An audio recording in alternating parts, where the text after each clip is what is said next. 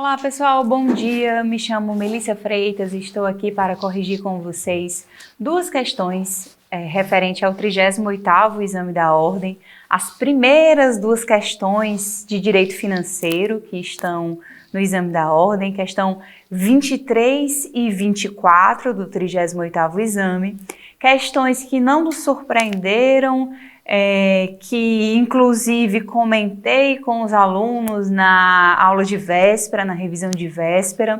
Uma questão que é a questão 23, falando sobre a sistemática dos precatórios, e a questão 24, falando sobre planos orçamentários. Então, questões relativamente simples, tá? E que não nos surpreenderam.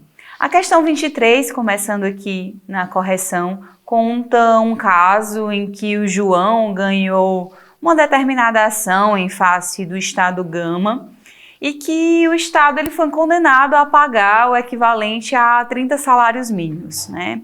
E aí uma informação importante é que essa ação decorre de uma indenização por dano moral, esse dado é relevante. O dado do valor também é relevante, um valor de 30 salários mínimos. E um outro ponto relevante também que a questão diz é que o advogado verifica que não tem legislação do Estado falando sobre limites e prazo sobre o pagamento da fazenda pública, né? E aí ele pede à luz da Constituição Federal como que o João vai receber esse valor. Bem, para responder essa questão, vocês precisariam ter um conhecimento sobre a sistemática dos precatórios. Precatório é a forma em que os entes federativos realizam os seus pagamentos. A ideia por trás do precatório é montar uma lista em que os credores recebam de uma forma cronológica e não porque é amigo de alguém, né? Então, manter ali uma impessoalidade no recebimento desses pagamentos. Mas a gente tem algumas regras e algumas exceções dentro dessa sistemática de pagamento por precatório. E aí um artigo muito importante que vocês precisam ler sempre em direito financeiro é o artigo 100 da Constituição. O artigo 100 da Constituição, ele fala dessa sistemática do pagamento por precatório.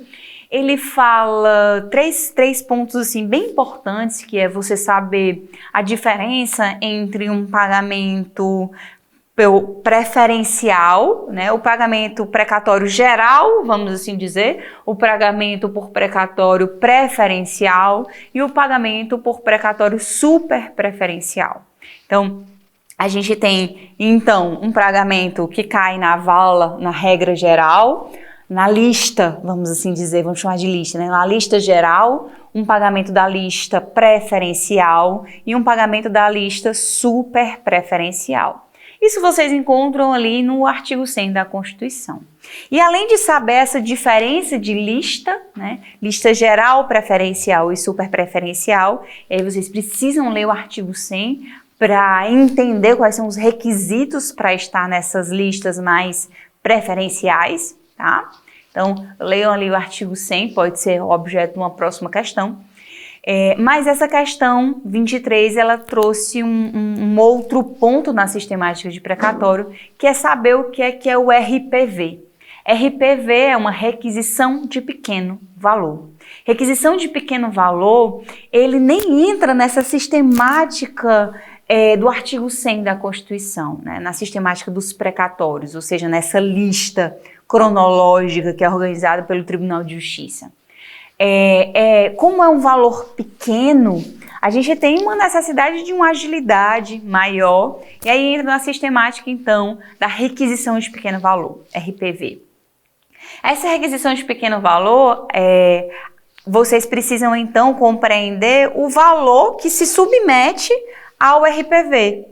E aí a Constituição, no artigo 87, anotem aí, artigo 87, ele fala sobre esses valores. E aí no artigo 87, vocês podem vislumbrar que o limite de 40 salários mínimos para estados e Distrito Federal e um limite de 30 salários mínimos para os municípios. Então, esse limite relacionado à requisição de pequeno valor está ali no artigo 87 da Constituição. Anotem aí, artigo 87 da Constituição, que no inciso 1 coloca o valor de 40 salários mínimos para estados e Distrito Federal e o valor de 30 salários mínimos para município.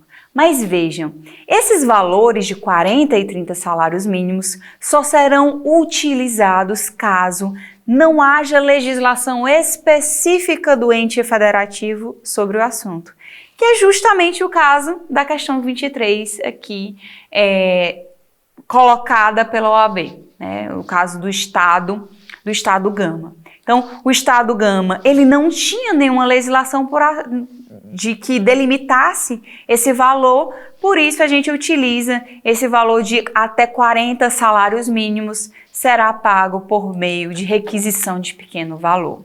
Então, gabarito aqui da questão 23 seria o item B, que diz que o João ele vai receber esse dinheiro por meio de requisição de pequeno valor.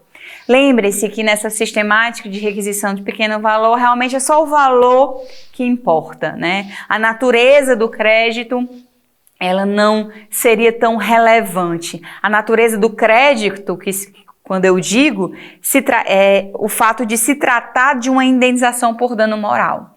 Esse fato só seria relevante quando a gente fala de precatório, de artigo 100, né? E aí seria interessante para a gente delimitar se esse valor seria preferencial ou superpreferencial, tá? Mas não era aqui o que a OAB estava exigindo de vocês. Bastava saber que era por meio de requisição de pequeno valor. Questão 24 fala, questão também bem previsível, bem interessante. Tenho certeza que a OAB vai tratar novamente desse assunto, que é o assunto de orçamento. É o assunto mãe aqui de direito financeiro, é que vocês saibam quais são as leis orçamentárias.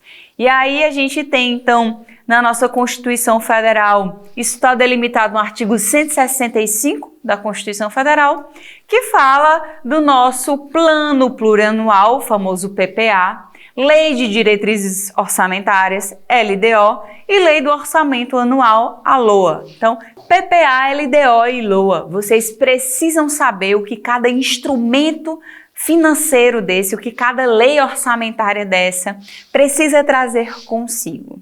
E aí eu tenho alguns mnemônicos que eu também falei no aulão de véspera para vocês. O mnemônico do PPA é o famoso DOM, né? O filho ali do Wesley Safadão. O que está previsto ali no PPA são as diretrizes, objetivos e metas, que formam ali o mnemônico DOM, diretrizes, objetivos e metas.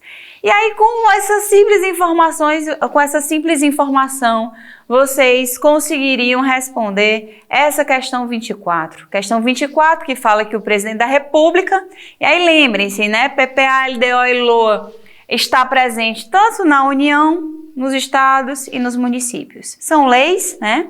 E aí ele fala que o presidente da República está elaborando um projeto de lei que estabelece de forma regionalizada diretrizes, objetivos e metas da administração pública federal para as despesas de capital e outras delas decorrente, e para relativos a programas de duração continuada. Diante desse cenário, ele quer que você identifique qual lei é essa, né? Qual é essa lei? O gabarito está ali no item D, né? Que fala que trata-se do projeto de lei que institui o Plano Plurianual, o famoso PPA, a ser veiculado por lei ordinária, né? Todos os três, lembrando, todos os três são leis ordinárias, seguem ali o trâmite do processo legislativo, são apresentadas pelo Executivo e aprovadas pelo Legislativo, ambas as casas do Legislativo.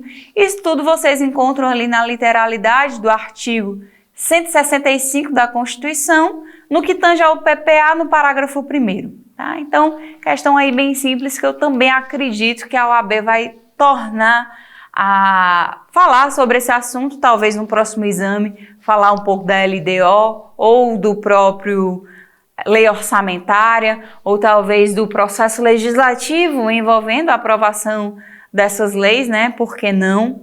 Então, um assunto aí de extrema importância para vocês na revisão OAB.